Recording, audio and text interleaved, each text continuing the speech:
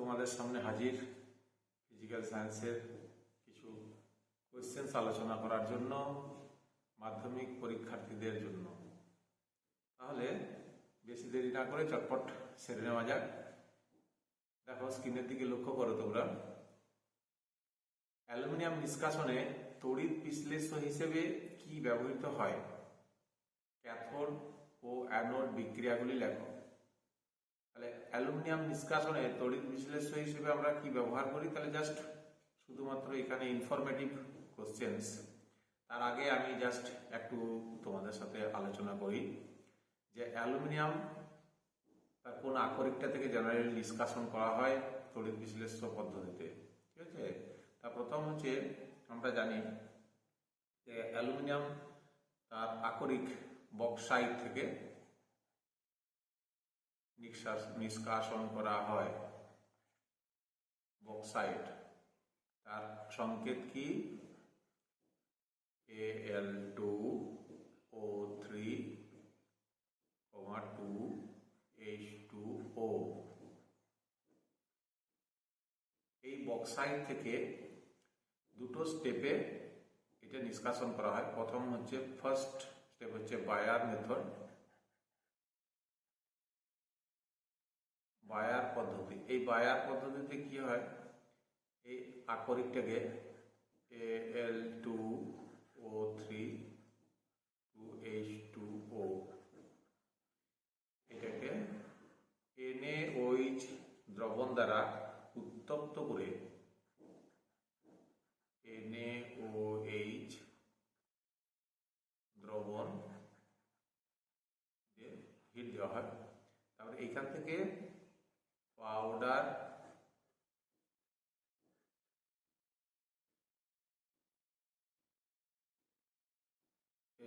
Al2O3 powder aluminium তৈরি করা হয়। ঠিক আছে, তাহলে এইটা হচ্ছে বায়ার মেথড, তৈরি করা হলো, গুঁড়ো করে নেওয়া হলো। নেক্সট সেকেন্ড স্টেপ হল হেরল্ড। হল হেরল্ড, হল হেরল্ড পদ্ধতি। এই হল হেরল্ড পদ্ধতিতে গলিত ক্রায়োলাইট, ক্রায়োলাইট হচ্ছে Na3Al(F6) ক্রায়োলাইট, তার সঙ্গে ফ্লুসপার CaF2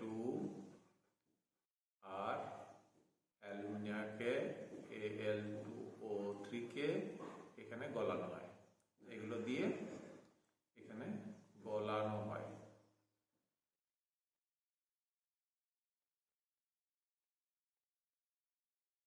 ঠিক আছে, এখানে তড়িৎ বিজারণ ঘটানো হয়। তাই এখানে তড়িৎদ্বার হিসেবে তাহলে এখানে যে প্রথম কোশ্চেন্সটা যেটা আমাদের ছিল, তড়িৎ বিশ্লেষ্য হিসেবে কি করা হয়, ব্যবহার করা হয়, তাহলে এগুলো সোডিয়াম, অ্যালুমিনিয়াম ফ্লুরাইড, ফ্লুসপার আর উত্তপ্ত অ্যালুমিনিয়ামকে একসাথে উত্তপ্ত করে গলানো যে গলিত যে দ্রবণটা তৈরি হলো সেটা হচ্ছে তড়িৎ বিশ্লেষ্য। এরপর হচ্ছে তড়িৎ দ্বার। এখানে বলা আছে তড়িৎ দ্বার হিসেবে কি কি, সেগুলো বলেনি, যে ক্যাথোড আর অ্যানোডের বিক্রিয়া আছে, যে এখানে তড়িৎ দ্বার কি কি ইউজ করা হয়। দুটো তড়িৎ দ্বার, একটা হচ্ছে ক্যাথোড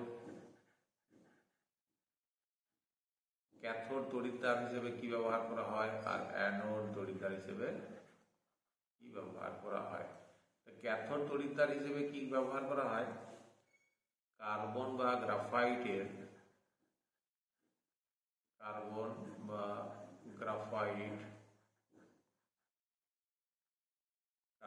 গ্রাফাইট আস্তরণযুক্ত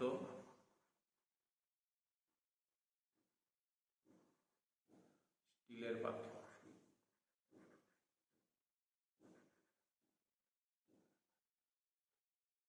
এটাকে ক্যাথোড হিসেবে ব্যবহার করা হয়।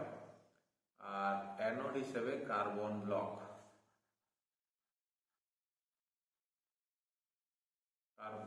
ব্যবহার করা হয়। ঠিক আছে, এবার তাহলে রিয়াকশন গুলো, ক্যাথোড রিয়াকশন, ক্যাথোডে কি হয়? ক্যাথোডে বিজারণ হয়। তাহলে ক্যাথোডে এই যে প্রথমত অ্যালুমিনিয়াম Al2O3 এটার আয়নীভবন ভবন হয়, আয়োনাইজেশন ঘটে, কি হয় Al3+ দুটো, আর অক্সিজেন O2- তাহলে তিনটা। তাহলে আমরা যে ক্যাথোডে কি হয়, ক্যাথোডে অ্যালুমিনিয়াম 3+, এখান থেকে তাহলে 6E নেবে, 6E নিয়ে এখানে দুটো অ্যালুমিনিয়াম তৈরি করবে, ক্যাথোডে অ্যালুমিনিয়াম জমা হবে। নেক্সট অ্যানোডে কি হবে, অ্যানোডে অক্সিজেন আছে 3O2-, ইলেকট্রন ছেড়ে দেবে 6E, ও তিনটা ও পরমাণু তৈরি হবে। নেক্সট স্টেপ 3O+3O হচ্ছে 3O2, অক্সিজেন গ্যাস উৎপন্ন হবে অ্যানোডে। তাহলে আমরা একবার দেখে নিই একবার ভালো করে যে অ্যালুমিনিয়াম নিষ্কাশনের তড়িৎ বিশ্লেষ্য হিসেবে কি ব্যবহার করে। তড়িৎ বিশ্লেষ্য হিসেবে অ্যাকচুয়ালি ব্যবহার করা হয়, যেটা তোমাদের লিখতে হবে, sodium aluminium fluoride, cryolite, fluorspar calcium fluoride এবং অ্যালুমিনিয়াম একসাথে এগুলোকে গলানো হয় গলিত অবস্থায়। এটা তড়িৎ বিশ্লেষ্য পদার্থ হিসেবে কাজ করে। আর ক্যাথোড আর অ্যানোডের বিক্রিয়াগুলো হবে, ক্যাথোডে অ্যালুমিনিয়াম বিজারিত হচ্ছে, এটা রিডাকশন ঘটছে, অ্যালুমিনিয়াম মুক্ত হচ্ছে এখানে, আর অ্যানোডে অক্সিজেন তৈরি হচ্ছে।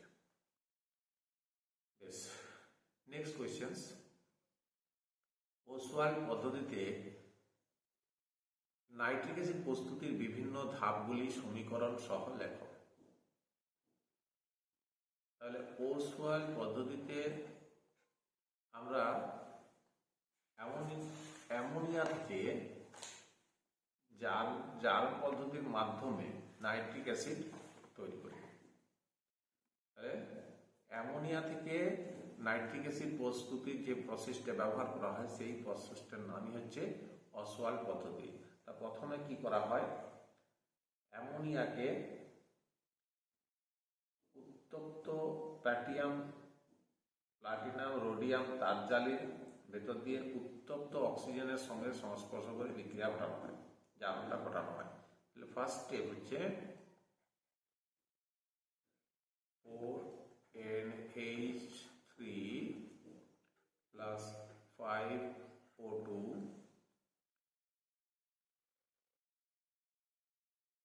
প্লাটিনাম রোডিয়াম এর তার জালি, এখানে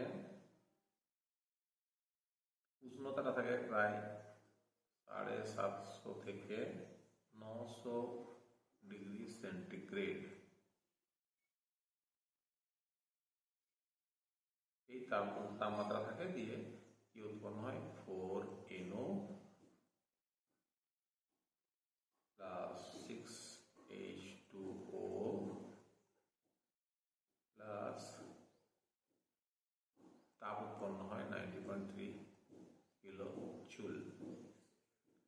তাহলে কি দেখতে পাচ্ছি যে ওসওয়াল্ড পদ্ধতিতে ফার্স্ট স্টেপ অ্যামোনিয়াকে জারিত করা হয়। কিভাবে, উত্তপ্ত প্লাটিনাম রোডিয়াম তারজালির ভেতর দিয়ে চালনা করা হয় 750 থেকে 900 ডিগ্রি সেন্টিগ্রেড উষ্ণতায়। তাতে কি হয়, অ্যামোনিয়া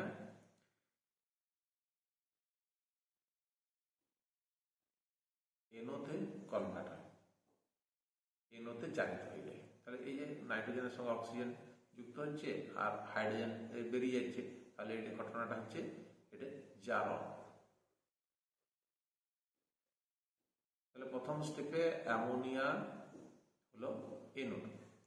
সেকেন্ড স্টেপ কি হবে, এই এনোকে অতিরিক্ত অক্সিজেনের সঙ্গে বিক্রিয়া ঘটানো হয়, ফার্দার আবার জারণ করা হয়,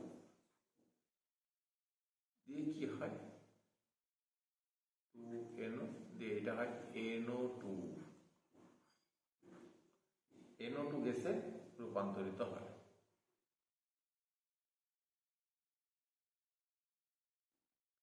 থার্ড স্টেপ, তাহলে প্রথম স্টেপে NO হলো, সেকেন্ড স্টেপে NO হলো, NO2। থার্ড স্টেপে কি হয়, এই NO2 কে কোয়ার্চপূর্ণ শোষক স্তম্ভের তলদেশে পাঠানো হয় এবং উপর থেকে জলের ধারা ফেলা হয়। তাহলে ঠিক এই যে NO2 এটা জলে দ্রবীভূত হয়ে যায়, ঠিক আছে, দিয়ে এখান থেকে নাইট্রিক অ্যাসিড তৈরি হয়, HNO3। তার সঙ্গে আবারও NO তৈরি হয়। এবার এটাকে ব্যালেন্স করলে এখানে 3N তো এখানে 2 HNO3। এই যে NOটা তৈরি হলো, এই NOটাকে আবার পুনরায় ঠিক এই সেকেন্ড স্টেপ থেকে আবার ইউজ করা যায়। তাহলে এইভাবে আমরা 50% HNO3